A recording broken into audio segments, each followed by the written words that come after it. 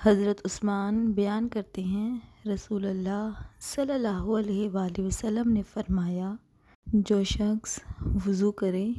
اور خوب اچھی طرح وضو کرے اور اس کی خطائیں اس کے جسم سے نکل جاتی ہیں، حتیٰ کہ اس کے ناخنوں کے نیچے سے بھی نکل جاتی ہیں۔ حضرت ابو ہریرہ رضی اللہ عنہ بیان کرتے ہیں رسول اللہ صلی اللہ علیہ وآلہ وسلم نے فرمایا، کیا میں تمہیں ایسا عمل بتاؤں جس کے ذریعے اللہ خطائیں معاف کر دیتا ہے اور درجات بلند کرتا ہے؟ صحابہ نے عرض کیا، کیوں نہیں اللہ کے رسول صلی اللہ علیہ وآلہ وسلم، ضرور بتائیں۔ آپ نے فرمایا،